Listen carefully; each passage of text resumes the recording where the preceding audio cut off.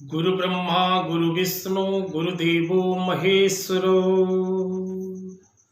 गुरु साक्षात् परम ब्रह्मो तस्मै श्री गुरवे नमः।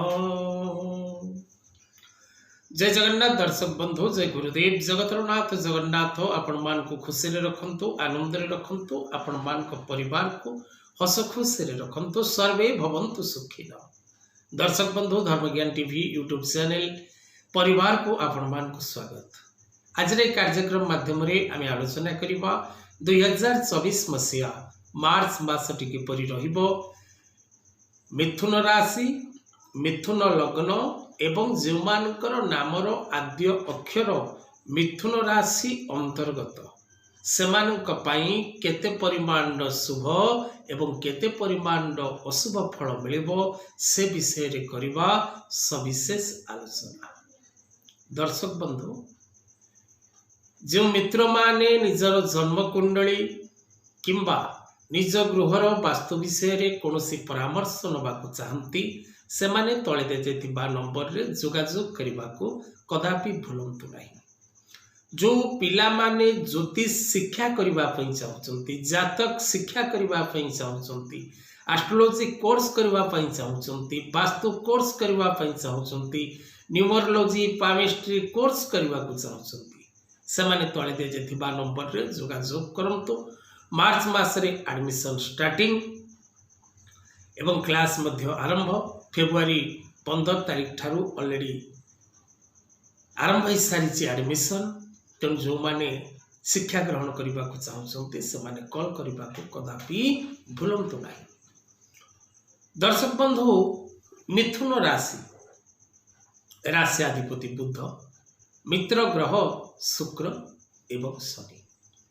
मिथुन राशि व्यक्ति परोपकारी एवं विश्वासनीय व्यक्ति अटंती, जहा प्रति सेमानंकर भल पाइबा सृष्टि होता है। से व्यक्ति विशेष प्रति सेमाने सदा सर्वदा एकत्र रहिबा को पसंद करती, किंतु एमाने बेले बेले स्वाभिमानी होती।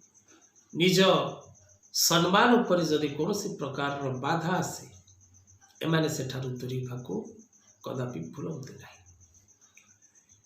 दर्शक बंधु, 8 मार्च 2024 मुक्तेश्वर ज्योतिर्गवेषणा केंद्र परिवार द्वारा एक दिनात्मक रुद्र यज्ञर आयोजन करा जाइछि। ए यज्ञ कार्यक्रम रे समस्ते भाग नहीं पारिबे। समस्ते निज निजर ग्रह दोष निमंते पूजा पाठ करि पारिबे। काल सर्प दोष, अंगारक दोष, गुरुचंडाल दोष, ग्रहण दोष, विष दोष, केमद्रुम दोष, पितृदोष आदि विभिन्न प्रकार ग्रह दोष मुक्ति पाइबा पाई आपण पूजा निजे उपस्थित रही करबा को पड़िबो। तेणु जो माने ए पूजा कार्यक्रम रे भाग नबार इच्छुक अछंती बा निजे उपस्थित रही पूजा करबा को चाहछंती से माने तळे दे जेतिबा नंबर रे मध्य जोगाजोग करंतु। तबे दर्शक बंधु, मिथुन राशि फेब्रुआरी मास विशेष करी कर्म क्षेत्र रे आपण को नानादि प्रकार कष्ट प्रदान करिबो। जो माने कर्ममय क्षेत्र रे अछंती ता आपनकर सरकारी बा बेसरकारी बा सेल्फ इंडिपेंडेंस आपण जेकोसी कर्म क्षेत्र रे थांतु ना काहे कर्म क्षेत्र जनित बाधा विघ्नर सम्मुखीन आपण निश्चित हेबे 100% श्योर। तेणु आपण निजर कर्म स्थान प्रति कर्म क्षेत्र प्रति आपण दायित्ववान होबार आवश्यकता रही। मिथुन राशि व्यक्ति विशेष माने जो माने बिजनेस करूचंती, जो माने व्यवसाय करूचंती से माने निजर व्यवसाय प्रति जत्नवान होबार आवश्यक अछि। कारण व्यवसाय रे आपण नानादि प्रकार कष्टर सम्मुखीन हेबे, बाधार सम्मुखीन हेबे, क्षतिर सम्मुखीन हेबे। जदि आपण जोड़ा व्यवसाय जॉइंट बिजनेस करूचंती, कोनोसी व्यक्ति विशेष सहित आपण व्यवसाय क्षेत्र रे आपण जॉइंट बिजनेस करूचंते, तबे निश्चित भाव में आपणकर व्यवसाय क्षेत्र में आपण को पतनाभिमुखी दिग को गति करबा सहित व्यवसाय क्षेत्र में नानादि प्रकार कष्ट बाधार सम्मुखीन होगा पड़िबो। तृतीयतः दर्शक बंधु, नूतन योजना जहाँ किछि आपण योजना प्रस्तुत करिवे, जो योजना आपण निजर भविष्य पाई फ्यूचर पाई क्रिएट करिवे प्रत्येक योजना एवं प्रत्येक स्वप्न आपणकर विफल हम कौन सी क्षेत्र में आप सफलता प्राप्ति करें ना। विशेषकर मार्च मास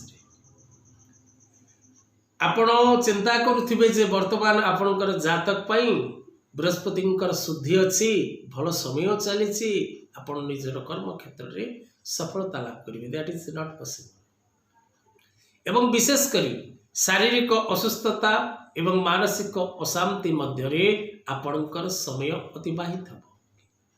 स्वास्थ्य जनित कष्ट आपण भोग करेंगे। स्वास्थ्य जनित समस्या एपरी भाव में सृष्टि हम जहाँकि आपन को मेडिकल पर्यंत जावाक पड़ो। एवं जदि पुराणा कौन रोग पूर्व आपणकर रही तेबे आपण विशेषकर स्वास्थ्य जनित समस्या रे अत्यधिक कष्ट प्राप्त करेंगे। तेणु निज स्वास्थ्य प्रति आपण जत्नवान होबार आवश्यकता रही।